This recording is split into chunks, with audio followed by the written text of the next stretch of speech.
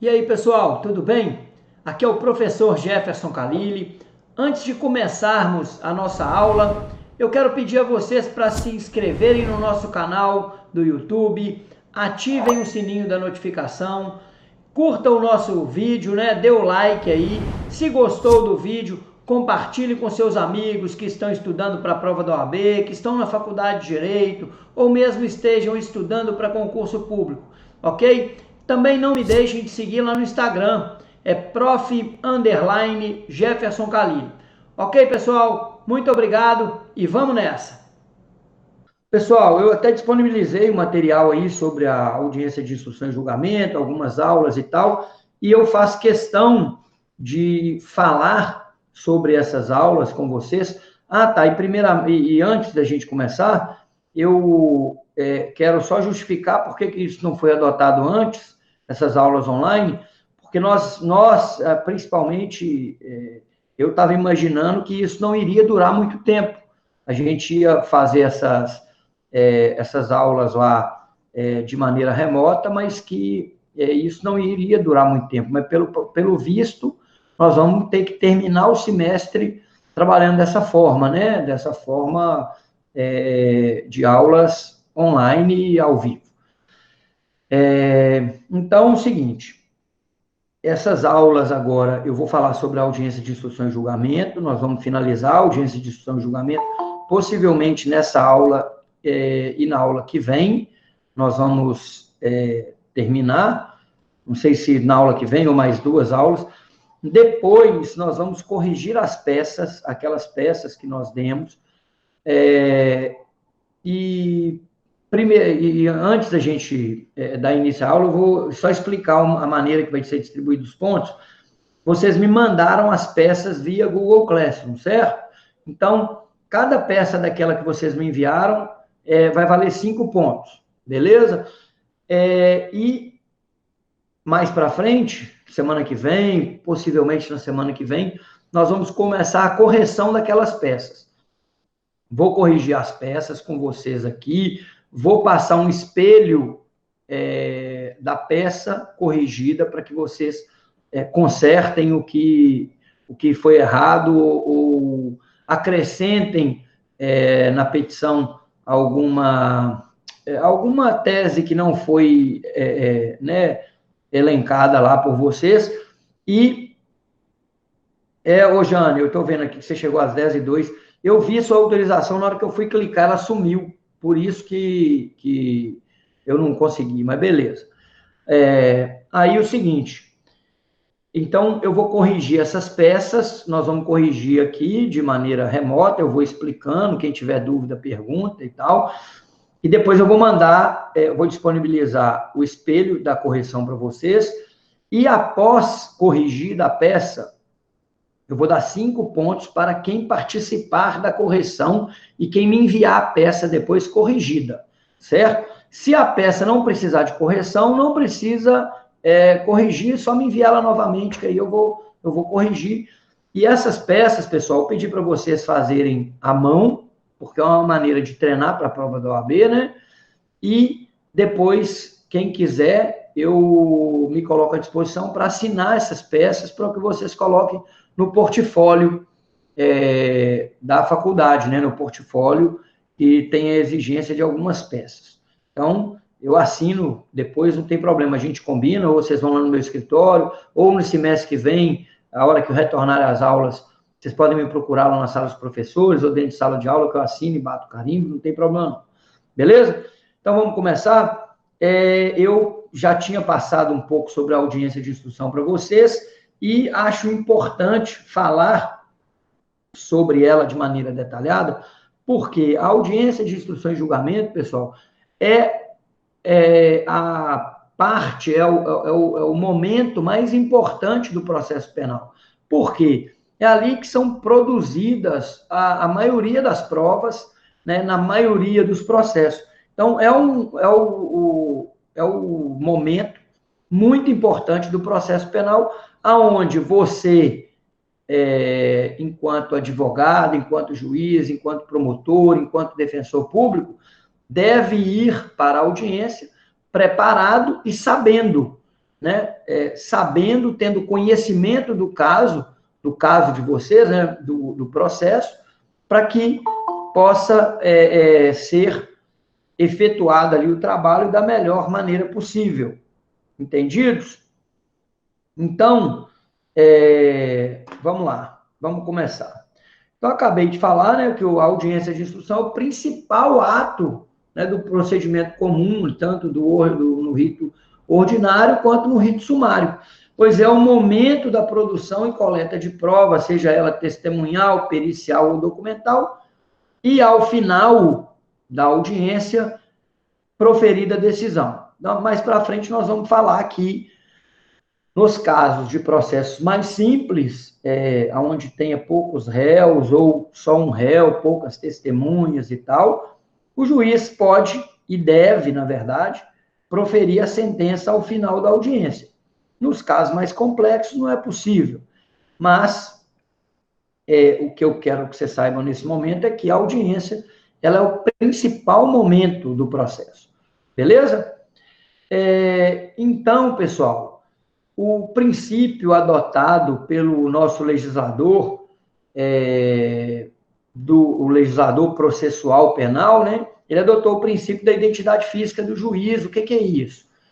Aquele juiz que presidiu a audiência, aquela pessoa, né, o juiz enquanto pessoa, não enquanto juízo, mas enquanto pessoa, aquela pessoa que presidiu a audiência, que teve o contato com a vítima, teve o contato com o réu, teve contato com a testemunha, ouviu as respostas, tanto da testemunha quanto o interrogatório do réu, aquele juiz julgar o caso. Por quê?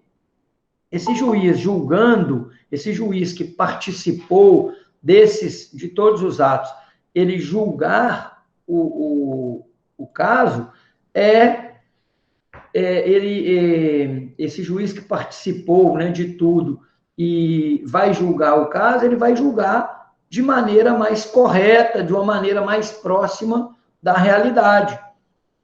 Então, por exemplo, em comarcas menores, eu falo muito de Itaiumi, de Galiléia, que são cidades que a gente trabalha, que são aqui perto, e que não tem juiz. Então, esse princípio da identidade física do juiz fica prejudicado. Por quê? Ali o juiz é um juiz substituto e que vai para lá, vai para a comarca e fica lá pouco tempo, poucos dias, daí a pouco outro juiz que vai julgar, né, aquele caso, outro juiz que vai dar continuidade àquele processo. Por exemplo, eu vou explicar para vocês como que funciona, primeiramente, a estrutura do Poder Judiciário. Quando você passa num concurso para juiz, existem as comarcas de entrância inicial. O que é isso? É aquela comarca que o juiz vai para não é exatamente esse termo, mas é tipo o estágio do juiz. Porque ele vai entrar numa comarca pequena, que tem pouco processo, pouco problema, problemas menores, certo? E vai ficar naquela comarca, atuando na área civil, na área criminal, no juizado especial. Ele vai ser o juiz de vara única, que é aquele juiz que vai atuar em tudo. Uma cidade pequena, uma cidade que tem problemas menores do que uma cidade igual Belo Horizonte, igual Uberlândia, igual o Governador Valadares. Um juiz de Itaiumi, por exemplo, que é uma comarca de entrância inicial, ele não vai julgar, ele não vai atuar num caso de uma falência da Telemar, por exemplo, né, de um processo de recuperação judicial de uma empresa grande. Não, ele vai atuar na recuperação judicial da empresa pequena ali, com pouco problema. Então, são as comarcas de entrância inicial e são as comarcas onde os juízes ficam pouco tempo. Por quê? Eles entram eles passam no concurso, vão para essa comarca, fica ali 1 ano e meio, 2 anos, logo em seguida eles vão serem promovidos para uma comarca de entrância média, que é tipo Conselheiro Pena, Resplendor, são cidades de porte menor.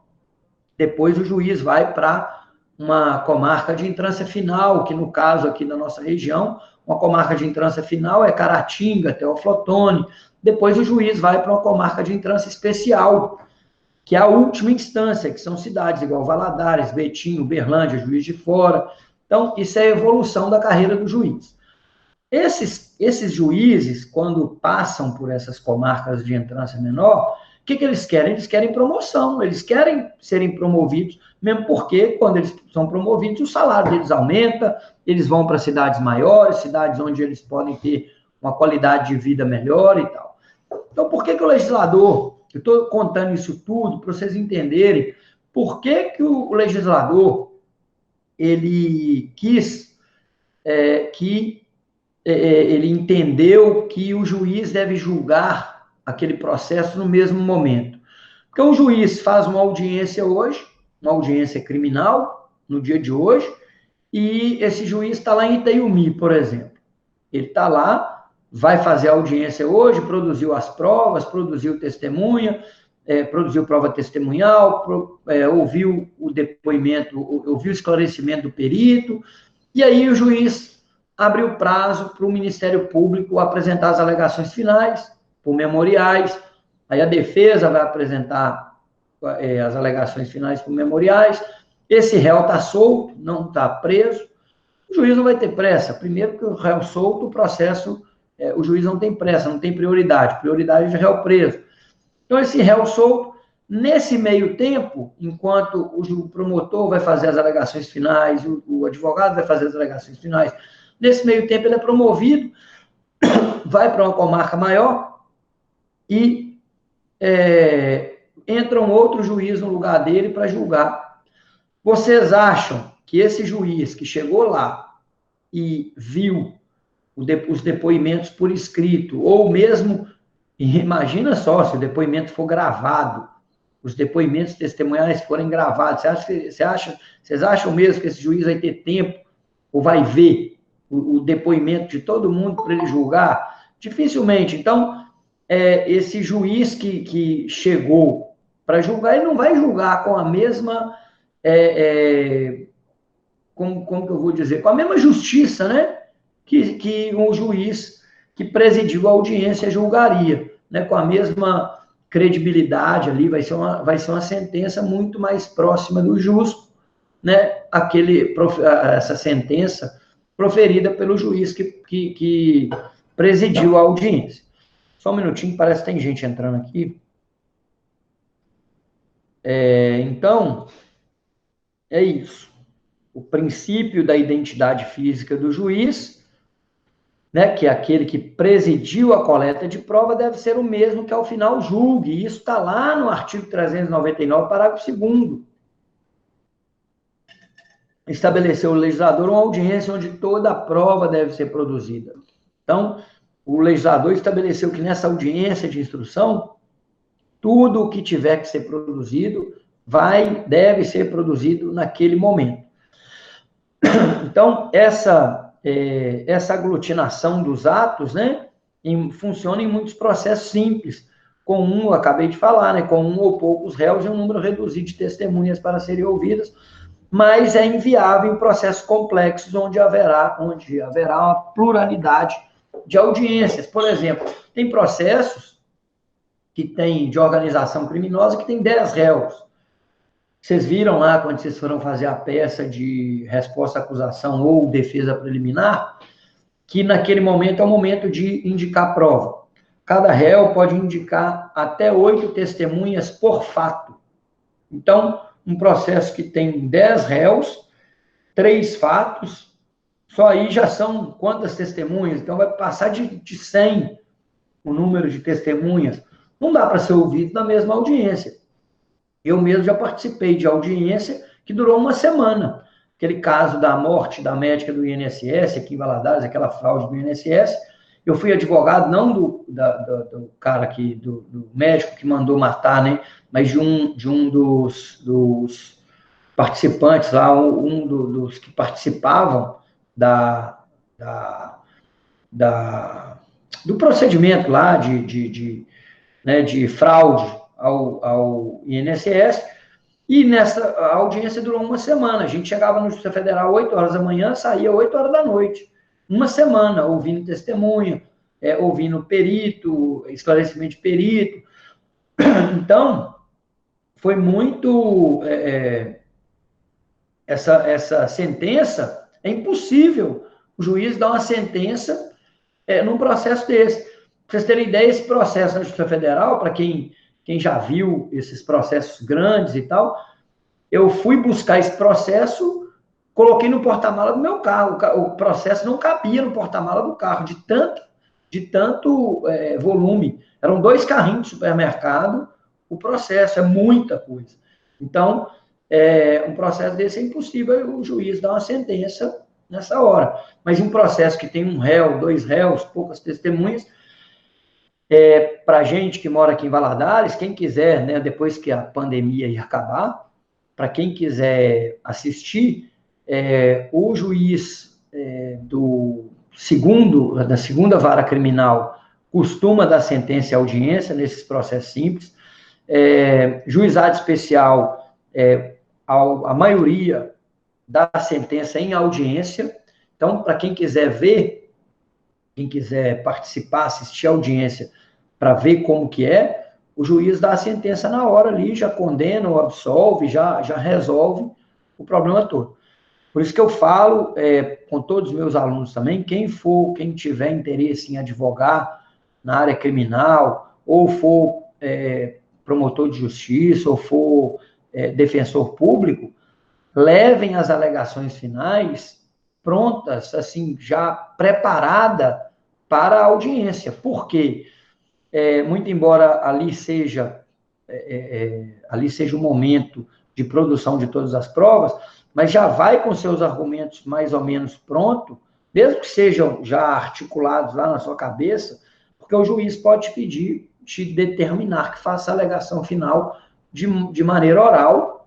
Aí você vai ter que chegar e fazer as alegações finais orais.